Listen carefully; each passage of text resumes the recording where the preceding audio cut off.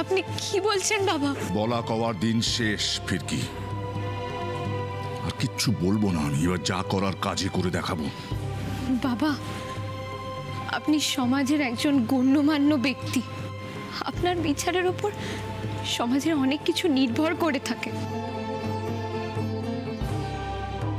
আপনার কাছে আমার একটাই অনুরোধ, কষ্টকর হলেও যা ঘটেছে সেটাকে আপনি প্লিজ আবেগ দিয়ে বিচার করবেন না,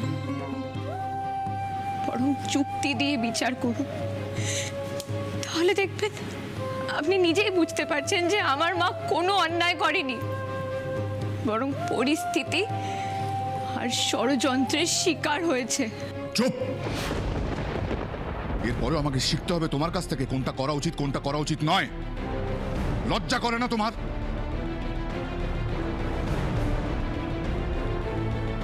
কোন মুখে এখনো আমার সামনে দাঁড়িয়ে কথা বলছো তুমি? একটা কথা তুমি বলবে না নন্দিনী।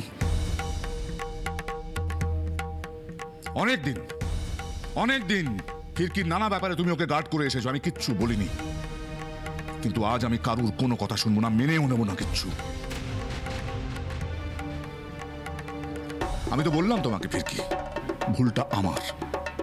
সমাজের কাছে স্বীকৃতি দিয়ে সম্মান দিয়ে তোমাকে এই বাড়ির বউ করে নিয়ে আসা আমার সবচেয়ে বড় ভুল। সবাই বারণ করেছিল, আমি শুনিনি। আসার পর থেকে দিনের পর দিন একটার পর একটা কাণ্ড ঘটিয়ে যাচ্ছ, কিন্তু আমি সেটাও মেনে নেওয়ার চেষ্টা করেছি। শুধু তাই নয় ফিরকি, তোমার মায়ের মতন মানুষদের আমি সম্মান দিতে চেয়েছি তারাও যাতে সমাজের আর 5টা মানুষের মতন স্বাভাবিক জীবনযাপন করতে পারে, কিন্তু সেটাও আমার ভুল ছিল। আর এখন আমাকে সেই সব ভুল শোধরাতে হচ্ছে, খেসারত দিতে হয়েছে আমার প্রাণের ভাইয়ের প্রাণের বিনিময়। এখন নয় মাসিমা, ভাস্করটাকে বলতে দিন। এখন আমার আফসোস হচ্ছে ফিরকি, কেন ভালো ব্যবহার করতে গেলাম ওই হিজিড় এগুলোদের সাথে।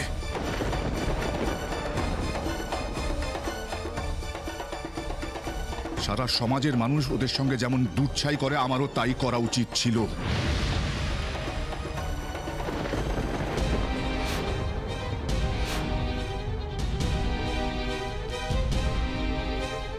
বাবা, আপনার মতো একজন শিক্ষিত মানুষের কাছে আমি সত্যি এগুলো আশা করিনি। শাট! তোমার আশা করা না করা দিয়ে আমার কিচ্ছু যায় আসে না। যে সত্যিটা আমার আগে বলা উচিত ছিল সেটা আজ আমার ভাইয়ের মৃতদেহের উপর দাঁড়িয়ে বলতে হচ্ছে। ড্যাড, তুমি রাগের মাথায় কি বলছো তুমি নিজেও জানো না। ঠিক আছে, তোমাকে ভালো আন্টির জন্য লয়ার খুঁজে বের করতে হবে না, কিন্তু প্লিজ তুমি তাকে এইভাবে অপমান করতে পারো না। তোমার রাইট নেই ড্যাড।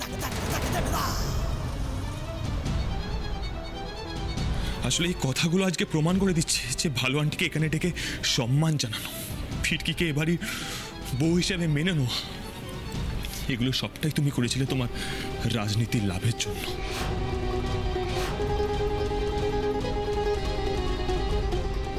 নয়তো কারুর প্রতি যদি তোমার ভেতর থেকে শ্রদ্ধা আসতো, সত্য মিথ্যা বিচার না করে সেটা ভেঙে যাওয়ার কথা নয় ড্যাড।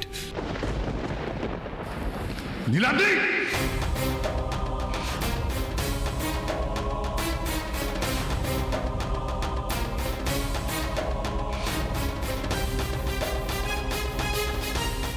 কি হলো ড্যাড? থামলে কেন? মারো! সত্যি কথা বলার জন্য যদি আমাকে মার খেতে হয় তাতে আমার কোনো আপত্তি নেই।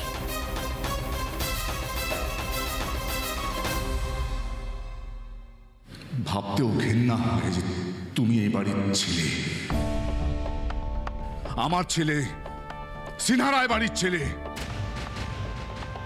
আমাদেরই রক্ত বইছে তোমার শরীরে। নিজের পরিবার, নিজের রক্তের সম্পর্কের সাথে এত বড় বেইমানি তুমি কি করে করতে পারো? অভিশাপ, অভিশাপ, বড় কোকা অভিশাপ। ওই ইজার মেয়েটা যবে থেকে এই বাড়িতে ঢুকেছে তবে থেকে অভিশাপ ঢুকেছে আমাদের সংসারে। শেষ করে দিচ্ছে, শেষ করে দিচ্ছে। ছোট কোকাকে দিয়ে ওরা শুরু করলো, জানি না এরপর আমাদের আর কাকে কাকে খাবে। শেষ করে দেবে, শেষ করে দেবে, একেবারে শেষ করে দেবে। মা একদম ঠিক বলছেন দাদা, মা একদম ঠিক বলছেন। ওরা ভয়ানক, ওরা হিংস্র, ওরা ওরা কাউকে ক্ষমা করতে জানে না বর্তা।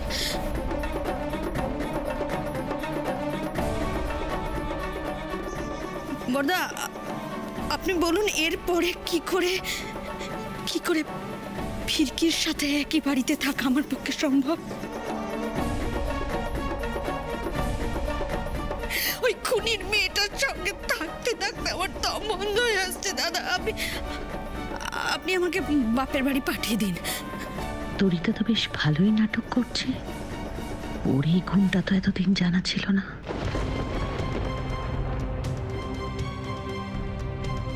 চুপ করে থাকবেন না বর্দা, আপনি প্লিজ আমাকে বাপের বাড়ি পাঠিয়ে দিন, বাপের বাড়ি পাঠিয়ে দিন আমাকে। তুমি কেন যাবে ছোট বৌমা? তুমি কেন যাবে বাপের বাড়ি? কোথাও যাবে না, তুমি এই বাড়িতে থাকবে, তুমি আমার কাছে থাকবে। বাড়ি ছাড়তে হবে ওই ইসরার মেয়েটাকে। ওকে আমি দূর করে দেবো। মা এসব কি বলছেন মা? কেন বলছেন এসব কথা? তুমি এখনো ওই হিজড়ের মেয়ের দিকে জল টেনে কথা বলছো, এত বড় একটা ঘটনা ঘটে যাবার পরেও। মা কেন বুঝতে পারছেন না? এত বড় একটা ঘটনা এত বড় একটা বিপর্যয়, এত ভয়ঙ্কর ঘটনা, আরেকটা বিপর্যয় কেন টেনে আনছেন মা? আমাদের গোটা পরিবারটা ভেঙে যাবে। একটু একটু ভেবে দেখুন বলবার আগে, একটু ভাবুন না মা। তোরই তো শোনা আমার কথাটা একটু প্লিজ।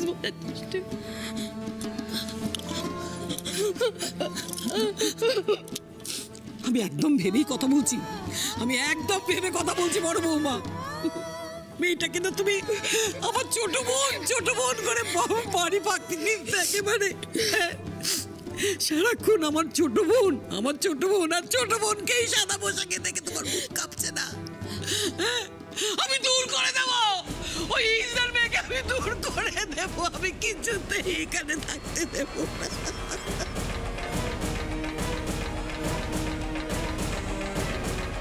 বেশ, তাহলে আমিও ফিরকির সাথে এই বাড়ি ছেড়ে চলে যাব। তাই নাকি? হ্যাঁ ড্যাড,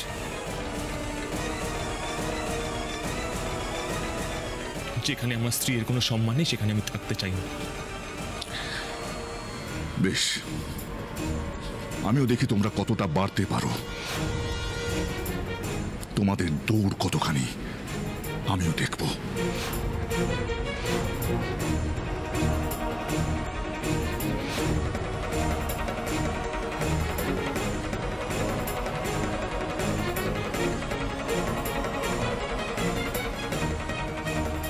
লোহা গরম আছে মিস্টার পুরকায়স্থ, এটাই পারফেক্ট টাইম হাতুড়ি মারার।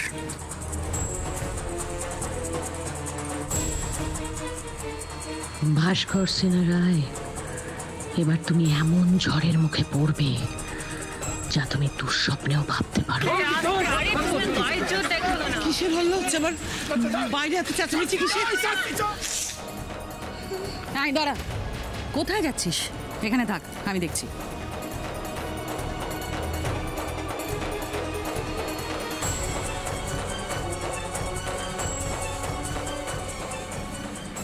ভাস্করদা বাইরে মিডিয়া এসেছে, সিকিউরিটি ওদের আটকেছে, তাই ওরা এরকম হল্লা করছে। ওরা খবর পেয়ে গেছে যে তুমি কলকাতায় ফিরে এসেছো। এবার তো তোমাকে কথা বলতে হবে ওদের সাথে। ওদের বলে দাও আমি কারোর সঙ্গে দেখা করবো না এখন।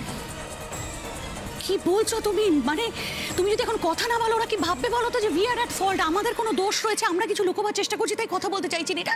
এটা করা যাবে না। Just think about your image. যেভাবে ও কথাটা তোমায় বলতে হবে, আমি বুঝতে পারছি তোমার মনের অবস্থা, বাট প্লিজ প্লিজ। ঠিক আছে, আসতে বলো। ওকে।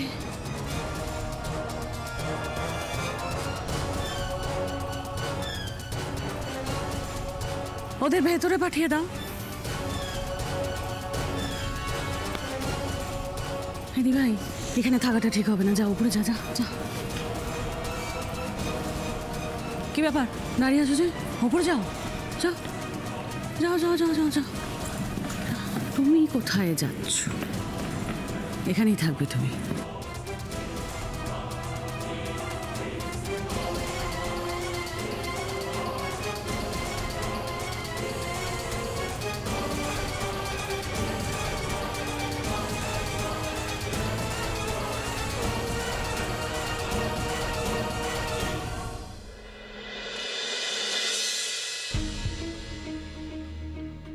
নমস্কার, বলুন কি জানতে চান?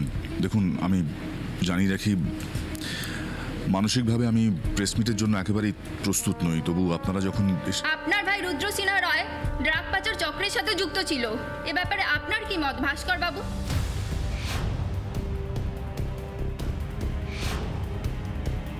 যে ড্রাগ পাচার চক্রটি দমন করার জন্য আপনি পুলিশ প্রশাসনের সাথে দফায় দফায় মিটিং করেছেন, সেই র্যাকেটে উঠে এসেছে আপনারই ভাইয়ের নাম। এর থেকে কি এটাই প্রমাণ হয় না যে শস্যের মধ্যে ভূত লুকিয়ে আছে?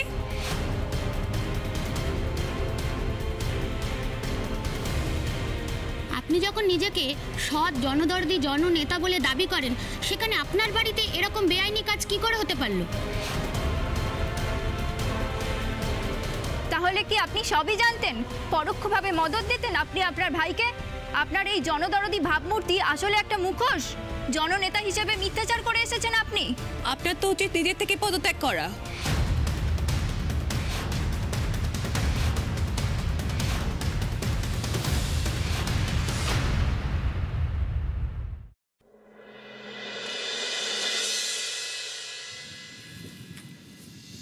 এই যে কাল তোমায় কোর্টে তোলা হবে। কাল? স্পেশাল মানুষকে খুন করেছো, স্পেশাল কেসে কালকেই তোমায় কোর্টে তোলা হবে, বুঝেছো? রোমা ম্যাডাম তো যা বলার বলে গেল, তা তুমি কি ঠিক করলে? এই চুপ করে থাকো না। ভালোই ভালোই দোষ স্বীকার করে নাও, এখনো সময় আছে। তাতে হয়তো তোমার শাস্তিটা একটু কম হতে পারে। আর রোমা ম্যাডামের যা হাত, যা পাওয়ার,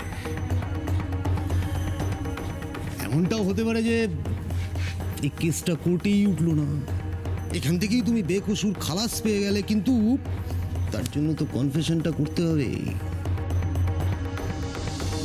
যা বলছি শোনো, পুলিশের কাছে সমস্ত দোষ স্বীকার করে নাও।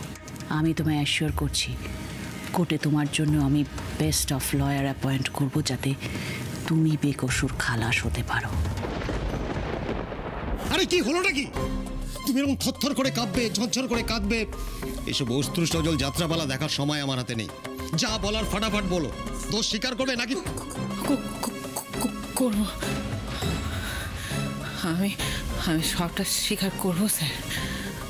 আপনারা শুধু দেখবেন আমার মেয়েটার যেন কোনো ক্ষতি না হয়। যাক, তাহলে তোমার সুবুদ্ধির উদয় হলো।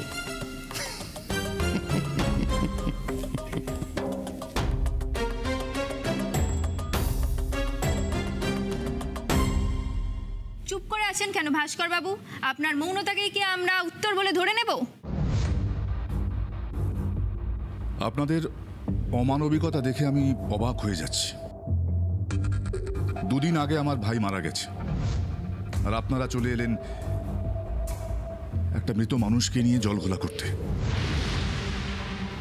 এই আপনারা সাংবাদিক, এই আপনাদের প্রফেশনাল এথিক্স। দেখুন, আমরা চুপ করুন আপনারা। এতক্ষণ আপনারা অনেক কিছুই বলেছেন, এবার আমি যেটা বলছি সেটা শুনুন। আমার ভাই রুদ্র সিনহা রায় যে কোনো রকম বেআইনি কাজের সঙ্গে যুক্ত ছিল, তার কোনো প্রমাণ আপনারা দেখাতে পারবেন? পারবেন না। তাই যান, আমাকে গদি থেকে সরানোর জন্য চক্রান্ত করে আপনাদের যারা পাঠিয়েছেন আমার বাড়িতে, তাদের গিয়ে বলে দিন, যতক্ষণ ভাস্কর সিনহা রায় আছে সে কোনো অন্যায় হতে দেবে না। আপনারা এত খবর রাখেন, এত খবর জানেন, নিশ্চয়ই এটাও জানবেন যে লক্ষ্মী নামে একজনকে আমার ভাই রুদ্র সিনহা রায়ের খুনের দায়ে গ্রেপ্তার করেছে পুলিশ। আর শুধু তাই নয়, তার বাড়ি থেকে ড্রাগসের স্যাম্পলও পাওয়া গেছে, আমাদের বাড়ি থেকে নয়। আর এই প্রশ্নগুলো বর্দাকে না করে আপনারা আদালতের সামনে গিয়ে ধর্ণা দিন, যাতে ওই খুনির কঠিনতম শাস্তি হয়। ম্যাডাম, আপনি কি আপনার শ্বশুরের কথায় সমর্থন করেন? আপনার কি মনে হয় আপনার মায়ের ঘৃণ্য কাজের সঙ্গে যুক্ত? কখনো না। আমার মা জীবনে কোনোদিনও কোনো অন্যায় কাজ করেনি, তাই আমি সবার সামনে জোর গলায় বলতে পারি, she is an honest person.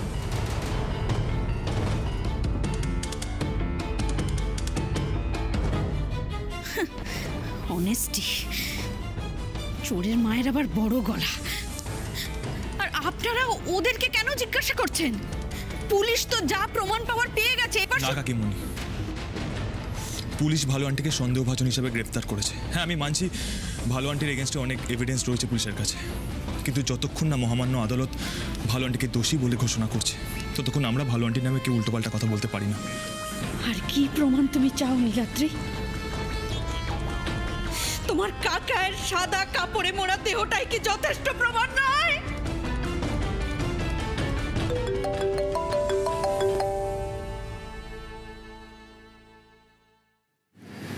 Yes officer. খবর আছে ম্যাডাম। কি খবর? লক্ষ্মী সব দোষ স্বীকার করে নেবে বলেছে। Good, very good.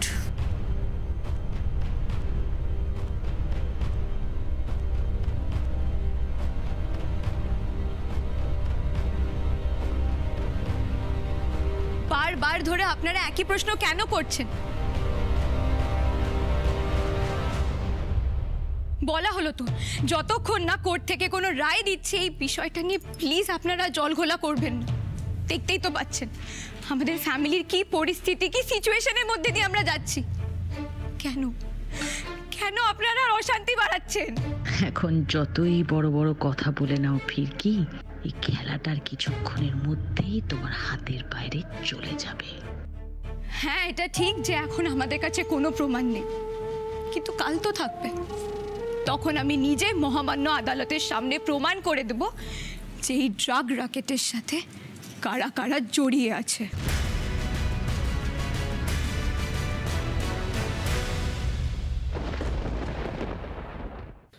কি রে লক্ষ্মী, তোর কি মাথা খারাপ হয়ে গেছে?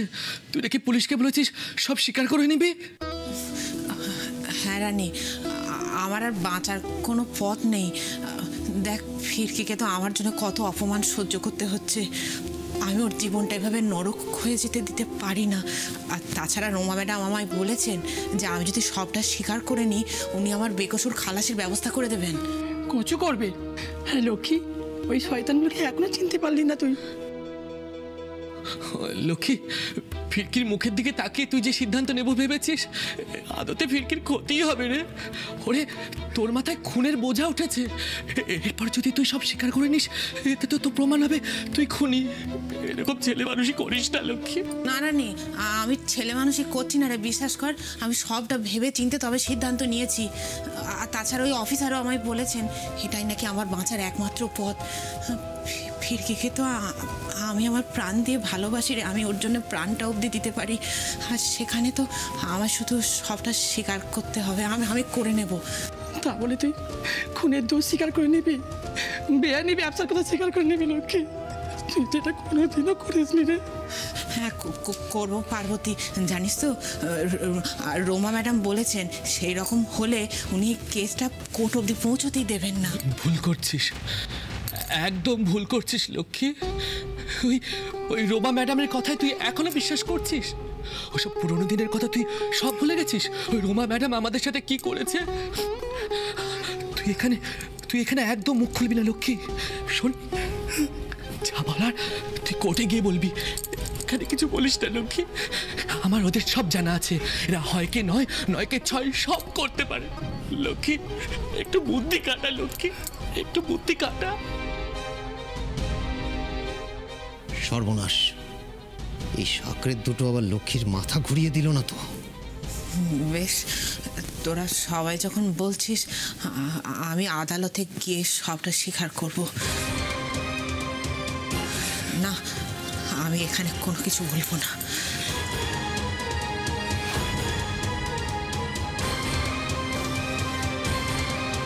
হিজড়েরা আজকাল সার্ভাইভালের জন্য যে যা খুশি তাই করতে পারে, সেটা লক্ষ্মীর ঘটনাটা কিন্তু আরো একবার নতুন করে আমাদের প্রমাণ করে দিল।